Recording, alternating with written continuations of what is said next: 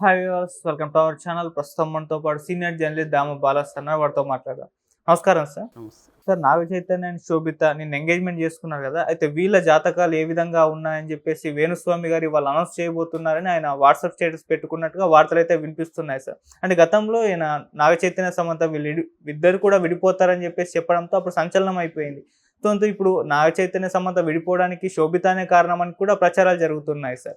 మరి మీరేం చెప్తారు? వేణుస్వామి గారు ఏం చెప్పబోతున్నారు? మామూలుగా అయితే ఇది వాళ్ళ పర్సనల్ వ్యవహారం. అది వాళ్ళ ఇప్పుడు నిజానికి వాళ్ళు విడాకులు తీసుకున్నారు.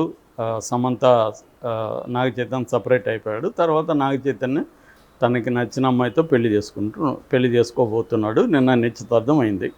నిజానికి ఈ టాపిక్ అంతకంటే ఇది లేదు. కాకపోతే ఏమవుతుందంటే ఇప్పుడు మన సోషల్ మీడియాకి ఏదో ఒక సెన్సేషన్ నిరంతరం అవసరం. లేకపోతే ఇది సర్వైవ్ కాదు. అందువల్ల ఇప్పుడు ప్రజెంట్ ఏ సెన్సేషన్ లేదు కాబట్టి దీన్ని లాగుతున్నారు. దీంట్లో రకరకాల కోణాలను వెతుకుతున్నారు. నిజానికి ఈ కోణాలు ఏవి నిజం కావు.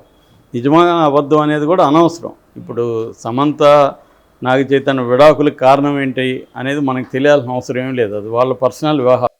అవును. కాకపోతే దీని మీద ఎందుకు లాగుతున్నారంటే వేరే టాపిక్ లేదు ప్రజెంట్. వేరేది ఉంటే దీన్ని అంత లాగేవాళ్ళు కాదు కాబట్టి లాగుతున్నారు. ఎట్లాగూ ఈయన ఒక మంచి బిజినెస్ పర్సన్. ఎవరు వేణుస్వామి ముందు నుంచి కూడా నేను చెప్తున్నది ఏమంటే ఆయన బిజినెస్ మ్యాన్, జ్యోతిష్యుడు. ఆయనకేం జ్యోతిష్యం మామూలుగా అందరికీ ఎంత తెలుసు, ఆయనకు అంతకంటే ఎక్కువేం తెలియదు. నేను చాలామంది జ్యోతిష్యులతో మాట్లాడితే వాడికి ఏం తెలియదు సార్ అని వీళ్ళు చెప్తుంటారు. సో కానీ అది తెలిసినా తెలియకపోయినా అతను ఏంటంటే ఒక సెలబ్రిటీ స్టేటస్కి వచ్చేసాడు. దీనివల్ల అతనికి బిజినెస్లు ఉన్నాయి. మన రియల్ ఎస్టేట్ కావచ్చు, పబ్ కావచ్చు, అవి గ్రోత్ దీనికి ఉపయోగపడుతుంది. ఇప్పుడు ఏంటంటే మనకి సర్కిల్ అనేది ఇన్వెస్ట్మెంట్. నీకు ఎంత పెద్ద సర్కిల్ ఉంటే నీకు అంత పెద్ద ఇన్వెస్ట్మెంట్ ఉన్నట్టుగా లెక్క అనమాట. సో ముఖ్యంగా రియల్ ఎస్టేట్ లాంటి వాటికి, ఎందుకంటే మంచి మంచి ప్రాజెక్టులు అమ్ముకోవాలంటే మంచి పెద్ద రిచ్ సర్కిల్ నీకు పరిచయాలు ఉండాలి. అది దీని ద్వారా వస్తుంది. ఓకే. సో అందువల్ల ఇతను ఏం చేస్తున్నాడంటే సెలబ్రిటీల జాతకాలు ఎవరు అడగల ఆయన్ని. ఇప్పుడు క్లింకార జాతకం ఎలా ఉంది, ఎవరన్నా చిరంజీవి వాళ్ళు వచ్చి అడిగారు ఆయన్ని, ఎందుకు చెప్తున్నాడు? ఇప్పుడు వీళ్ళిద్దరు పెళ్ళి అయినాక వీళ్ళిద్దరి గురించి ఆయనకేం సంబంధం? కానీ ఎందుకు చెప్తాడంటే దీనివల్ల అతనికి పబ్లిసిటీ వస్తుంది, పేరు ప్రఖ్యాతులు వస్తాయి. సో దానివల్ల ఆయన వ్యాపారాలు బాగుంటాయి. ఆయన చాలాసార్లు చెప్పాడు నేను ఫ్రీగా చేస్తాను ఎస్, ఫ్రీగానే చెప్పొచ్చు జ్యోతిష్యం. కానీ దానివల్ల వచ్చే ఫ్రీగా రియల్ ఎస్టేట్లో బిల్డింగ్ ఎవడికి అమ్మడు కదా, సైట్ ఎవడికి అమ్మడు కదా. అక్కడ అది ఫ్రీ కాదు. అంటే ఇది ఫ్రీగా చెప్పడం అంటే పబ్లిసిటీ వస్తుంది కాబట్టి ఫ్రీగా చెప్తున్నాను. సో అలాగా ఆయన ఇప్పుడు వీళ్ళిద్దరి జాతకం చెప్తానని భయపెడుతున్నాడు. నిజానికి ఏముంటుంది ఆయన చెప్పేది? వీళ్ళిద్దరూ విడిపోతారని చెప్పచ్చు మహా అంటే. ఒక పెళ్ళి కాకముందే కలిసి ఉంటేనే విడిపోతారు అంటున్నాడు. ఆ మధ్య విజయ్ దేవరకొండ, రష్మిక వీళ్ళు పెళ్లి చేసుకుంటూ విడిపోతారని చెప్పాడు ముందే. అంటే పెళ్లి చేసుకోకుండా కలిసి ఉంటే విడిపోరా అనేది మన ప్రశ్న. సో పెళ్ళి అనేది ఒక ఫామ్ తప్ప అంతకంటే ఏం కాదు. అట్లాగే నయనతార వాళ్ళ గురించి కూడా ఇలాగే చెప్పాడు. ఆయన ఏంటంటే జ్యోతిష్యమే నేను చాలాసార్లు చెప్పాను. ఒక 10 చెప్తారు వాళ్ళు, 10లో ఒక 2 కరెక్ట్ అయినాయనుకో, ఆ 2 మీదనే ఫోకస్ చేస్తారు, 8ని పక్కన పెట్టేస్తారు. జనం కూడా 8ని మర్చిపోతారు. ఇదే జ్యోతిష్యం మీద. జ్యోతిష్యం అంటే ప్రెడిక్ట్ చేయడం అనేది కామన్ సెన్స్ ఎవడికున్నా వాడు ప్రెడిక్ట్ చేయగలుగుతాడు. సమాజంలో కొంత అండర్స్టాండింగ్, కామన్ సెన్స్ ఉంటే ప్రెడిక్ట్ చేయొచ్చు. ఇప్పుడు వీళ్ళిద్దరూ విడిపోతారని నేను నాకు పోయేదేముంది, నేను విడిపోతారు నా వీళ్ళ జాతకం ప్రకారం విడిపోతారని చెప్తాను అనుకో, కొద్దిగా గెటప్ అంతా మార్చి నమ్మేవాడు నమ్ముతాడు. ఒకవేళ పొరపాటున వాళ్ళు విడిపోయారు అనుకో, నేను చెప్పాను కదా అని ప్రచారం అలా 10 మందికి నేను చెప్పాను అనుకో, 10 జంటలు ఖచ్చితంగా ఇద్దరు విడిపోతారు 10లో. ఎందుకంటే ఇవాళ డైవర్స్ రేట్ అనేది ఇండియాలో అర్బన్ సెంటర్స్లో 30% వరకు ఉంది. ఓవరాల్గా 1% కూడా డైవర్స్ రేట్ లేదు ఇండియాలో. చాలామంది అనుకుంటారు డైవర్స్ విపరీతంగా పెరుగుతుందని, కానీ డేటా చూస్తే 1%లోనే ఉంది. అంటే ఇతర దేశాలతో పోలిస్తే మన దేశంలో డైవర్స్ రేట్ అనేది తక్కువే ఉంది. కానీ అర్బన్ సెంటర్స్లో అప్పర్ క్లాసులో డైవర్స్ రేట్ ఎక్కువ ఉంది. దీన్ని మొత్తం సమాజంలో డైవర్స్ రేట్ పెరిగినట్టుగా కొంతమంది నమ్మించడానికి ట్రై చేస్తున్నారు. సో ఆ రకంగా తీసుకున్నప్పుడు డైవర్స్ రేట్ ఎక్కువ ఉంటుంది కాబట్టి 10 మంది సెలబ్రిటీ కపుల్లో మనం 10 మంది విడిపోతారని చెప్పేసామనుకో, అందులో 2 విడిపోతారు, 3 విడిపోతారు. సో అప్పుడు నేను చెప్పాను చూడనొచ్చు. అలాగే ఇప్పుడు జగన్ విషయంలో ఎందుకు ఫెయిల్ అయ్యాడు? జగన్ గెలుస్తాడని చెప్పాడు కదా మళ్ళీ. ఇట్లాంటివి ఇంక పట్టించుకోరనమాట. ఇంక నేను వాళ్ళ విషయాలు చెప్పనని కూడా అన్నాడు. ఇప్పుడు ఇంకేదో పెద్ద దెబ్బ తగిలితే కానీ ఇతను మానడు. నిజానికి ఎవరికైనా కోపం వస్తుంది కదా, పెళ్ళిలో అయిన 1 డే లోపల వాళ్ళు విడిపోతారని చెప్తే ఎలా ఉంటుంది కోపం? అంటే సైకలాజికల్గా దాని ఎఫెక్ట్ పడుతుంది కదా వాళ్ళ మీద. సో వేణుస్వామి ముందే చెప్పాడు, రేపు పొద్దున వాళ్ళ గొడవలు వచ్చాయనికి వేణుస్వామి చెప్పాడు కదా, మనం విడిపోయేది మంచిదని అనుకో. అవును. సో ఇది రాంగ్ యాక్చువల్గా, ఆయన చేసే పని కరెక్ట్ కాదు. ఇక రెండవ అంశం, శోభిత వల్లనే సమంత నాగ చైతన్య మధ్య గొడవలు వచ్చాయనేది ఒక వెర్షన్. ఇక్కడ ఏంటంటే వాళ్ళిద్దరూ కారణం చెప్పకపోవడం వల్ల ఎందుకు విడిపోయామనేది కారణం వాళ్ళు చెప్పదలుచుకోలేదు. మ్యూచువల్ అండర్స్టాండింగ్తో విడిపోయారు వాళ్ళు.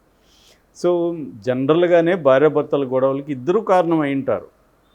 వన్ వే అనేది తక్కువ ఉంటుంది, ఇద్దరు ఎంతో కొంత కారణం ఉంటుంది. కంపాటబిలిటీ ఇష్యూస్ కావచ్చు, ఇవాళ మల్టీ రిలేషన్స్ అనేవి కూడా కామన్. ఒక అబ్బాయి అమ్మాయితోనే ఉండడం అనేది చాలా అరుదు, అమ్మాయి అబ్బాయితోనే ఉండడం అనేది వెరీ రేర్. అమ్మాయికి చాలామందితో క్లోజ్ రిలేషన్షిప్స్ ఉంటాయి, అందులో ఒకరితో అఫైర్స్ ఉండొచ్చు, ఇవన్నీ కామన్ ఇవాళ. సో ఈ కామన్ దీంట్లో ఇద్దరు వైపు నుంచి కూడా ప్రాబ్లమ్స్ ఉండొచ్చు. ఆ అమ్మాయి చాలామంది క్లోజ్గా ఉందని చెప్పేవాళ్ళు, రెండోది అమ్మాయి కొంత ఎక్స్ట్రా బోల్డ్గా యాక్ట్ చేయొద్దని వీళ్ళు చెప్పారని, కానీ ఆ అమ్మాయి మాట వినలేదని ఒక వెర్షను. అట్లాగే నాగ చైతన్యకి అఫైర్లు ఉన్నాయి, దానివల్లనే ఈ అమ్మాయి విడిపోయిందని ఇంకొక వెర్షను. ఇలాగ రకరకాలు ఉన్నాయి. ఈ కారణాలు ఏవి కరెక్ట్ అని మనకు తెలియదు. ఇప్పుడు శోభిత కాంటెక్స్లో అందరూ వెతికే కోణం ఏంటంటే, అసలు శోభిత పరిచయం అవ్వడం వల్లనే సమంత విడిపోయింది అనే వెర్షన్ని ఇప్పుడు తీసుకొస్తున్నారు. దీనికి సపోర్ట్ చేయడానికి సమంత ట్వీట్ ఒకటి, గతంలో చేసిన ట్వీట్ని ఇప్పుడు చేసినట్టుగా పెడుతుంది. నిజానికి ఇప్పుడు ఈ నిశ్చితార్థం మీద సమంత ట్వీట్ ఏం చేయలేదు, కానీ ట్వీట్ చేసినట్టు చెప్పేస్తున్నారు. అదేంటంటే, నేను నాగ చైతన్య ఉన్నంత కాలం నేను ఏ తప్పు చేయలేదని సమంత ఒక ట్వీట్ చేసినట్టుగా, ఆ ట్వీట్ బట్టి సమంత తప్పు చేయలేదంటే నాగ చైతన్య తప్పు చేసినట్టే కదా, ఆమె అనిందట్టే కదా అని. తప్పే చేయాల్సిన అవసరం లేదు. కంపాటబిలిటీ ఇష్యూస్లో కూడా ఇప్పుడు వాళ్ళకు అనుగుణంగా నువ్వు లేకపోతే వాళ్ళకి మాకు అనుగుణంగా లేవు కాబట్టి మాకు ఇబ్బంది అవుతుంది నీతో, అందుకని కలిసి ఉండలేనని చెప్పచ్చు. దానికి ఏమి కూడా ఓకే చేయొచ్చు. నేను మీకు అనుగుణంగా ఉండలేను, నాకు నచ్చినట్టుగా నేను ఉంటాను అని ఆమె వెళ్ళిపోవచ్చు. ఇందులో ఎవరు తప్పు అంటే ఎవరిది తప్పు కాదు, కంపాటబిలిటీ ఇష్యూ. సో అలా కూడా అయిండొచ్చు. కానీ ఇప్పుడు ఏమంటే, శోభిత ఎప్పుడు పరిచయం అయింది అనేది ఆరాధిస్తున్నారు. గూఢాచారి సినిమా సుప్రియ అంటే మన నాగార్జున మేనకోళ్ళు, సో ఆమె ద్వారా చైతన్యకి 2018లోనే పరిచయం, 17లో సినిమా అది స్టార్ట్ అయింది, 18లో రిలీజ్ అయింది. సో కాబట్టి వీళ్ళకి సమంత వాళ్ళకి పెళ్ళి అయిందేమో 17 అక్టోబర్. సో 18లో వీళ్ళిద్దరి మధ్య అఫైర్ స్టార్ట్ అయింది. అది చూసి సమంతకి బాధ అయ్యి సమంత గొడవ పడింది. అందువల్ల శోభిత వల్లనే సమంత నాగ చైతన్య విడిపోయారు అన్న ఒక వెర్షన్ని తీసుకొస్తున్నారు. అయితే గత కొంతకాలంగా మాత్రం సమంత వెళ్ళిపోయినాక, 2021లో వెళ్ళిపోయినాక నాగ చైతన్య ఈ అమ్మాయితో డేటింగ్ చేస్తున్నాడనే వార్తలు అయితే చాలా వచ్చాయి. వీళ్ళిద్దరు గత 1.5 year బ్యాకే ఫోటోలు కూడా ఇండిపెండెంట్గా ఒకే లొకేషన్లో ఇద్దరు ఉన్నట్టుగా రిలీజ్ చేయడం, తర్వాత ఒక హోటల్లో అక్కడ మేనేజర్తో ఇద్దరు కలిసి ఫోటోలు దిగడం, ఇలాంటివి బయటకు వచ్చాయి. సో దాని ద్వారా వీళ్ళిద్దరూ డేటింగ్ చేస్తున్నారని ఎప్పటి నుంచో అనుకున్నారు. ఇది సమంత ఉన్నప్పుడే తనకి ఈ అమ్మాయితో అఫైర్ అయిందా, దానివల్లనే విడిపోయారనేది వాళ్ళిద్దరు చెప్తే తప్ప మనకు తెలీదు. వాళ్ళిద్దరో వాళ్ళ ముగ్గురో వాళ్ళ ఫ్యామిలీనో చెప్పాలి, వాళ్ళు చెప్పదలుచుకోలేదు. సో నిజానికి వాళ్ళకి ప్రైవసీ అనేది అవసరం. వాళ్ళ జీవితాలని వాళ్ళకి నచ్చిన పద్ధతిలో జీవించే ప్రైవసీ వాళ్ళకి అవసరం. అది దాన్ని మనం వేలుపెట్టి వాళ్ళని జడ్జి చేసి, ఎవరికి ఇక్కడ జడ్జి చేసే వ్యవహారం ఎవరికి లేదు. అందరి జీవితాల్లో మనం అందరం కూడా పర్ఫెక్ట్ హ్యూమన్ బీయింగ్స్ ఎవరు ఉండరు. ఎవరి సమస్యలు వాళ్ళకు ఉంటాయి, ఎవరి స్ట్రగుల్స్ వాళ్ళకు ఉంటాయి. మనం వెళ్ళి ఇక్కడ కూర్చొని మన కెమెరా ఉంది, మనం ఏం మాట్లాడినా వెళ్తుందని జడ్జి చేయడం కరెక్ట్ కాదు. అది వాళ్ళ సమస్యలు. ఈయన వేణుస్వామి కూడా ఎవరో ఒకరు గట్టిగా తగిలే వరకు ఈయన సెలబ్రిటీ కపుల్ గురించి ఈయన ఓటు చేయమన్నాడు, వాళ్ళు అడిగారా? లేదు కదా. వాళ్ళ లైవ్స్ వాళ్ళది. పాజిటివ్గా చెప్తే ఇబ్బంది ఉండదు, కానీ నెగిటివ్ చెప్తే మాత్రం ఖచ్చితంగా వేణుస్వామికి ఇబ్బంది ఉంటుంది. ముఖ్యంగా అభిమానుల వైపు నుంచి వేణుస్వామి, ఎందుకంటే నాగ చైతన్య మళ్ళీ పెళ్లి చేసుకోవడం అనేది అభిమానులకి చాలా ఆనందకరంగా ఉంటుంది.